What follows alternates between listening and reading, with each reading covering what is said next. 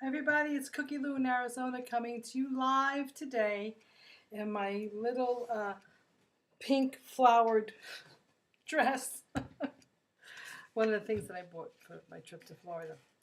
Um, Gosh, I've been spending a lot of time just trying to get my ground legs back, trying to sleep off the jet lag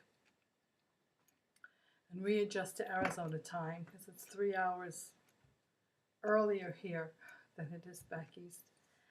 Um, First and foremost, I want to say that I've been trying my best to catch up on a lot of videos that were on my email list. I mean, just, I don't know, there had to be 50 of them on there.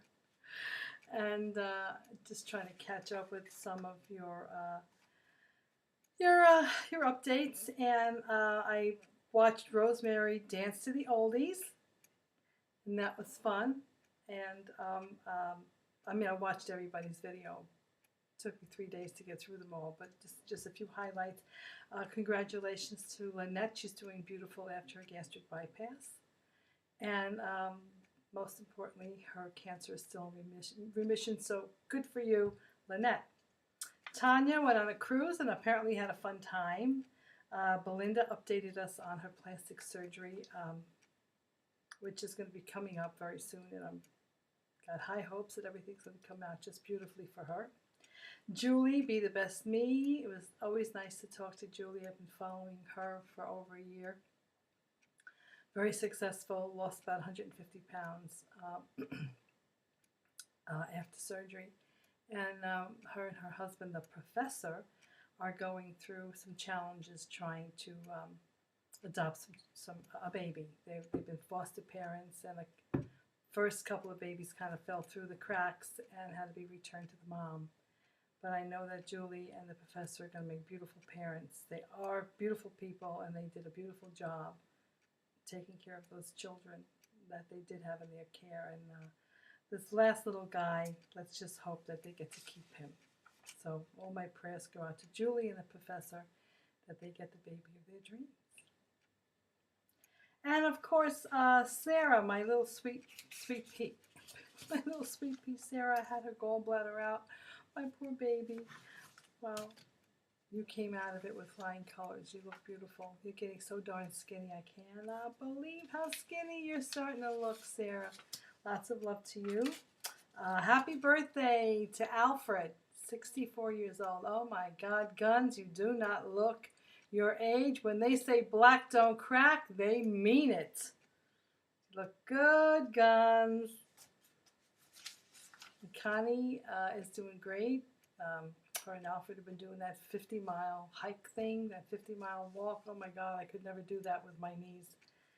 So I really envy you being able to do that. The dedication that the two of you have towards this weight loss journey is amazing. Absolutely amazing. What did I do on my 2-week vacation? What a joke. It was not a vacation. My mom is doing fairly well in her new environment. I just got a call from her brother, my Uncle Carlo, this morning, and he said that he spoke with the director of Grand Villa, which is the community that she's in, and they said she's doing okay. Her companion has been going in every night to check in on her, and he's reporting that she's doing okay. It was quite difficult getting all the details done that needed to be done to get my mother. When I went to see her in the rehab facility, I was quite upset. She has aged so much in this last year since I saw her for her 90th birthday, and now she's had her 91st birthday in August, and the difference between last year and this year are amazing. She's grown so old, so frail. Her memory is so much worse. And when I walked into the television area where they had all the patients sitting in their wheelchairs, I just broke down.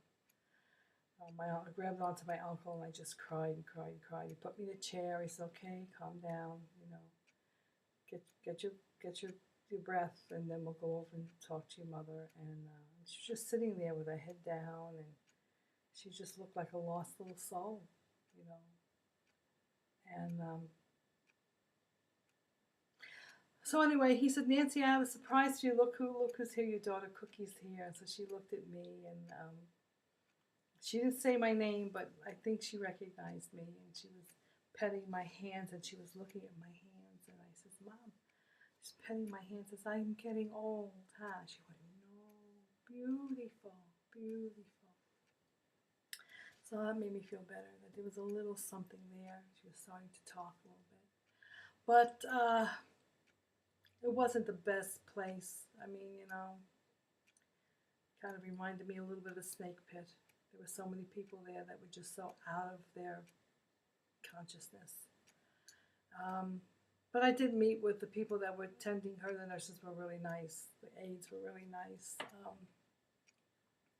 Her therapist, I went in for the therapy, and she was very lethargic. They told me that most of the time she just sleeps in the wheelchair. Very rarely does she cooperate with them, and that's why her skill progress has been so negative. I personally feel, I know my mother is difficult. She will yell out and cry over everything because she overreacts to everything, every touch, everything that they try to get her to stimulate her to do. She screams and she cries, and she'll get a little combative, pushing people away. So because of that, they medicate her. So I mean, I felt that she was over medicated. That's why she was sleeping all the time, and why she wasn't able to really cooperate too much with the therapy. So anyway, I told my uncle I wanted to get her out of there as soon as possible. I did look at 2 other nursing homes just to get a I mean, I picked this one, and I told my mother's brother and her companion to go check it out. I researched it, and I felt that that was the nicest in the area and convenient, you know, for everyone to get to for visiting. But just to get a comparable, to make sure, you know, before you make any decisions, now that I was physically there, I did see the facility, I did meet with the people, I did like my original choice, but just to get a comparable, I went to see 2 other nursing homes to see if we can get comparable care, and that the environment was just as nice for like maybe a little bit less money per month, because it's quite expensive. And I found one other that was older, not as attractive in decor. Granville is a brand new building, and everything is brand new and beautiful. And it's highly styled, and the rooms are all nice. And this other place was very good in a lot of ways, but it was only a few dollars cheaper in cost. And Grand Villa did offer a lot more for those few extra dollars. So we went with Grand Villa. You know, when you have an original choice, sometimes your gut just tells you, you know, to stick with your first gut impression on things. So, problem though was that when we were trying to transport her from Heartland Rehabilitation Center, there was one catastrophe after another. We went there to try to get the paperwork processed. They said it would take 48 hours. It took like 5 days. Then the doctor that was supposed to sign her off signed in the wrong place, and they had to they had to get another fax sent to the coordinator of Grand Villa.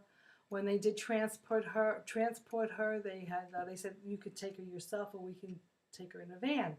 And because of her mobility problem, it would be better to put her in a van and have her transported with the same van service that used to bring her to a surgeon for checkups.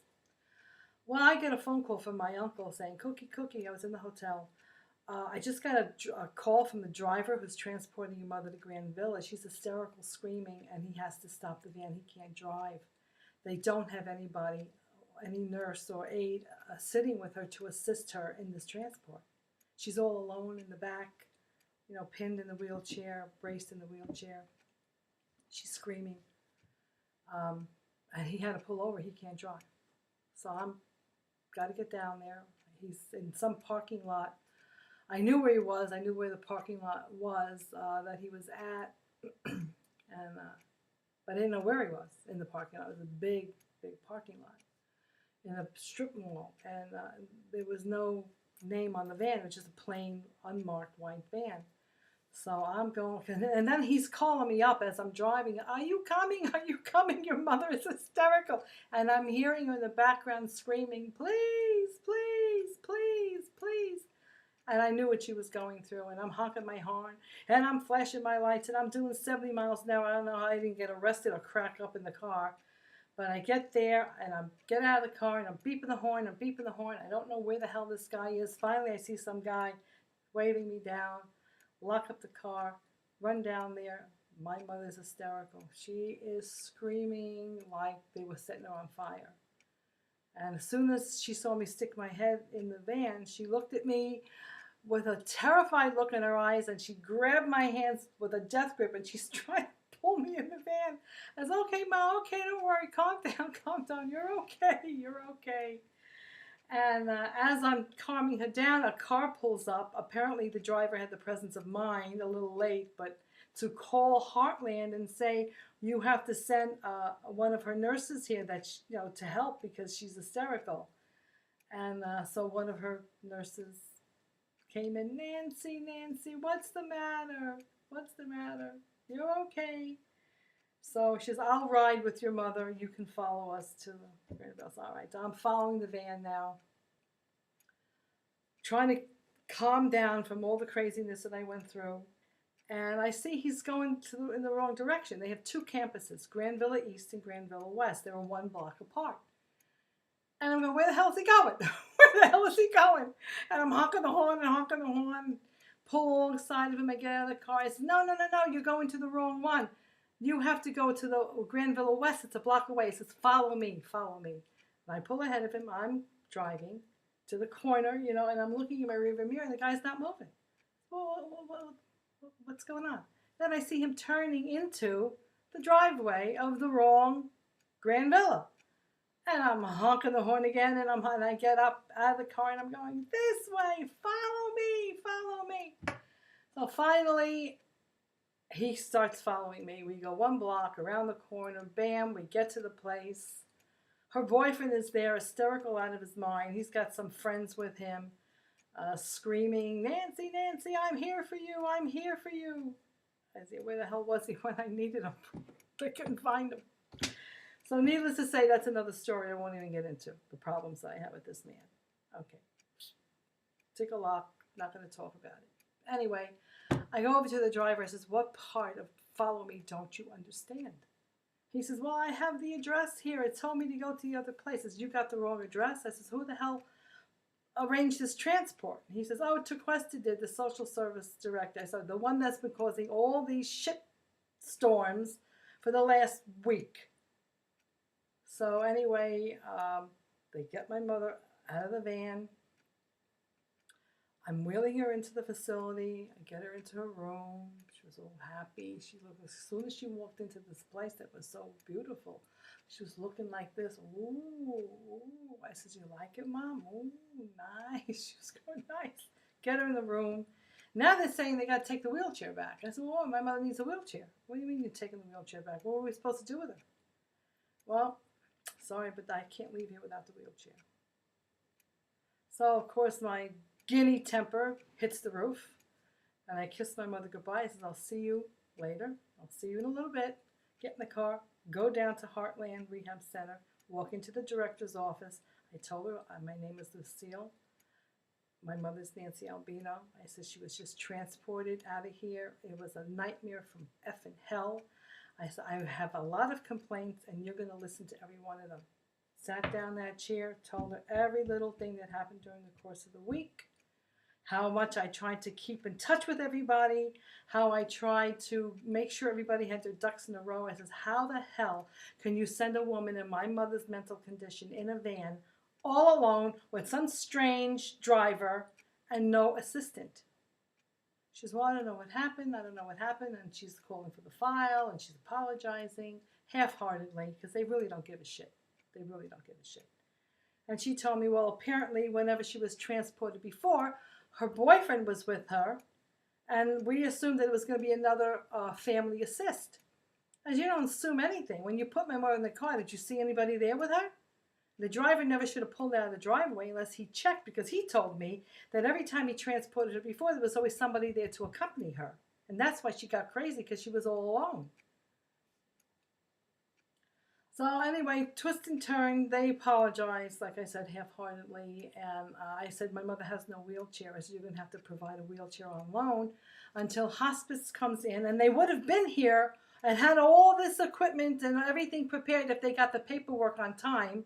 But instead of it coming in 2 days, it took 5 days. So I'm not going to meet with hospice until friggin' Monday. So what is she supposed to do from Friday to Monday with no wheelchair? You know, no hospital bed, no shower, chair. Nothing that hospice provides was not there because the paperwork wasn't done. It was a disaster. Like I said, one shitstorm after another. And it amazed me how professional people who handle this type of social services and are supposed to be dealing with family, like they be so unskilled, I guess is a good word, or just don't give a darn. So needless to say, I told her, she said, well, I don't know, I don't think I can give you a wheelchair. I need to find one that folds up. I said, I'm not leaving here until you get me a wheelchair.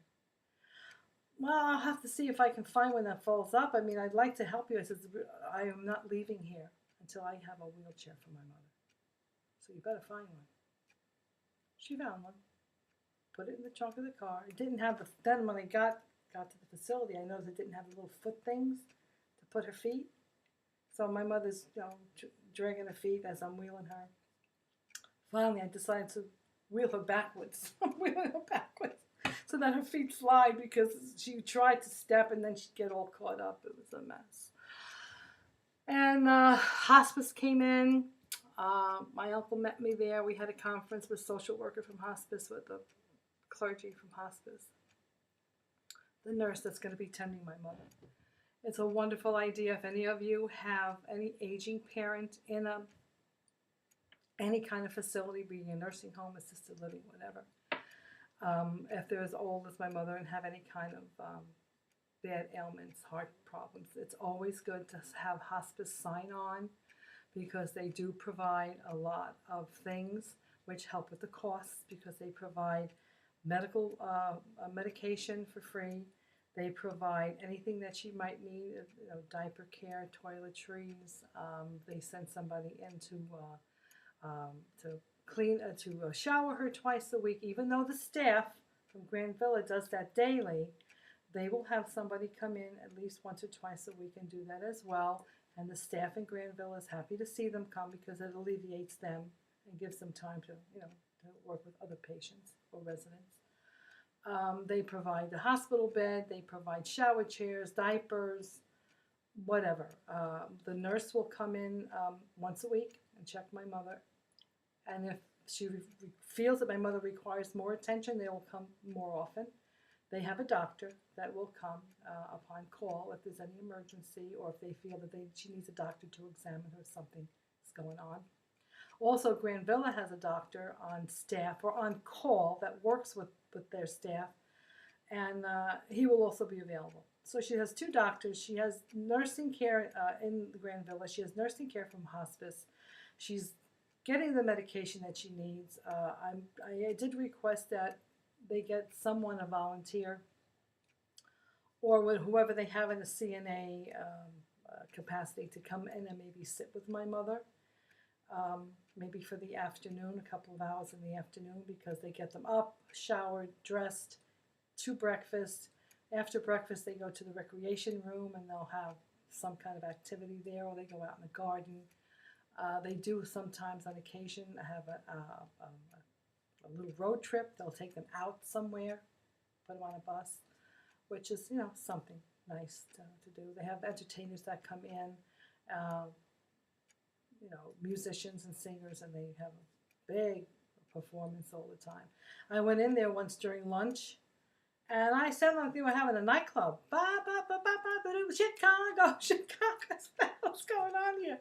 I have like this Chicago singing and music, loud music.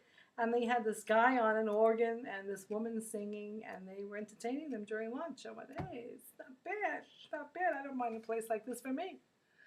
All right, so needless to say, the day had to come when I had to go home. I did request that hospice maybe try to get a sitter to come in because her boyfriend only comes in at night. So to have somebody sit with her maybe from lunch to a few hours after, just to kind of make sure that she's okay and has a little personal companionship, because she doesn't really talk much. I mean, the other people, the other residents are real sweet, and they all go over to her and they talk to her. And one woman was talking Yiddish to my mother, and my mother's looking at her, she's going, oh. I says, my mother doesn't speak Yiddish, she's Italian Catholic. Oh, okay. She says, I'll talk English to her. And but anyway, I mean, they're sweet. They're sweet with each other, and they're tolerant of each other. And I just pray to God I don't live this long, and that I don't go through this, because it's quite sad to see so many people not in their right mind. I mean, one woman was saying, I can't find my clothes. I can't find my clothes. So the aide went into her room, and all her clothes, she had taken all her clothes from the closet and from the drawers, and she packed them in garbage bags. Because she said the cruise ship was docking and she had to leave. She thought she was on a cruise ship. This is, no, Pearl, no, we're not docking. Let's put everything back. We're not going to dock for another week. They got to play along with her. But I mean, and then one guy, my mother, she was just being bitchy, and she just did not want to take her medicine, and she was carrying on with the nurse, and all of a sudden she looked up and she pointed. She went, "That's disgusting!" And I says, "What, Ma? What's the problem?" And I looked over my shoulder, and here's this guy.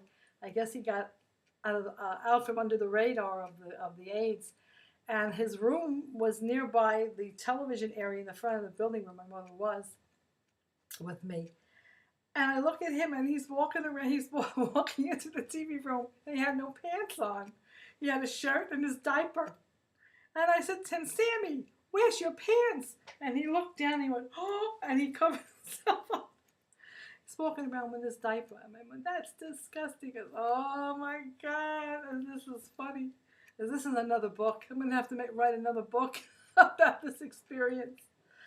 Okay, so anyway, that's pretty much what it was like while I was there. And I did spend 9 hours a day with my mother to try to put in as much time with her as I could, because I knew I'd be leaving. As soon as everything was done, I decided it's time to go. And it cost me like $200 one-way ticket to get to Florida from Phoenix. But then when I had to book like 24 hours before I had to leave, to get from Phoenix, from Florida one way to Phoenix was $600. Nothing I could do to talk them into giving me a cheaper rate. Would you believe it? It was close to $6. It was $590 some odd. One way ticket, one way. And I didn't even get a meal. I said, "How much is first class?" Maybe I can go first class and get a meal. No. So I kissed her goodbye, and it was very sad, bittersweet moment for me, because I don't know if I'll ever see her again alive. I can't be going there often. So if she stays hardy and lives, as long as God keeps her here, I don't know, but. I just kissed her and I said goodbye, and I said I had to go home, and that I would miss her. And that was a moment during the late afternoon where she really wasn't there. She wasn't there. So I just gave her a kiss and I left. And now I'm home. And by the way, I will never be able to live in the state of Florida again, because when I got back there, my arthritis was on fire. My legs. I mean, diet-wise, getting back to diet, I mean, it was a joke, because it was just carbs for 2 weeks. The hotel was affordable. It was near where my mother was. It was easy access to get to her. They offered breakfast, which was a good thing for me financially. And but they had waffles and bagels and cream cheese and cereal, and they had some eggs and greasy sausage and greasy bacon and biscuits and gravy, and not a fruit to be found. So it was pretty much bagels and cream cheese and an occasional waffle and some cereal for me for breakfast. I had diluted apple juice a lot of the time. I went to Publix, which is a wonderful grocery chain. I love Publix, best store ever, grocery store ever that I shopped in. And I got fruit. I got grapes and apples, and I got some stuff. I didn't have a refrigerator in my room, so I was limited to what I could bring in there. Whatever I did bring in there, I just put the chair in front of the air conditioner and knocked the air conditioner down to 65 to let the cold air blow on whatever I needed to try to keep cold, and froze my booty off. Most of the time, I asked for an additional blanket. So and then I did get to go to Mamma Mia's, my favorite Italian restaurant ever, and I got some eggplant rollatini, and they gave me. I just said, let me have the eggplant rollatini. I didn't ask for a vegetable with it. I just didn't. So I got the spaghetti that goes with it, but they gave me a huge portion of spaghetti. It wasn't a little side thing, and I ate 3 meals out of that one, which was difficult, keeping it in front of the refrigerator, the air conditioner, as a makeshift refrigerator. So I had a little bit of the spaghetti, and I threw the whole thing away. I said, I'm not going to keep this around because I'll eat it, and I don't want to, so I threw it away. And I got 2 meals out of it. I ate it that night, and I ate it the next night. And believe it or not, that refrigerator kept it quite cold. I put everything, the fruit, and stacked everything up on top of each other. They kept it quite cold. And I did have a microwave, heated it up there. So I had that. I did go to the Chinese buffet, which is a wonderful Chinese buffet. And I did have my Chinese food. But you know what? There's no fun going to a Chinese buffet when you're not able to eat much. And you can't take anything home in a doggy bag to have another meal out of it.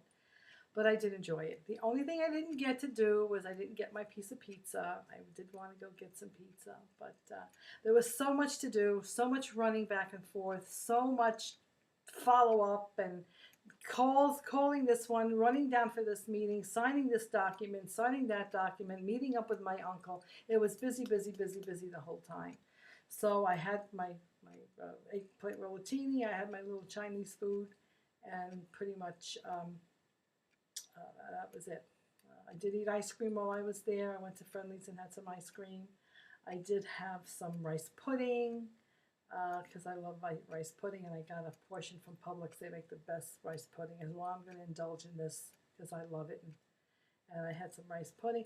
So I did go to get my Coumadin checked. I went to the doctor there, and it was the first time ever in the history of my life that I went there and I got weighed, and the nurse actually took 2 pounds off for clothes and shoes.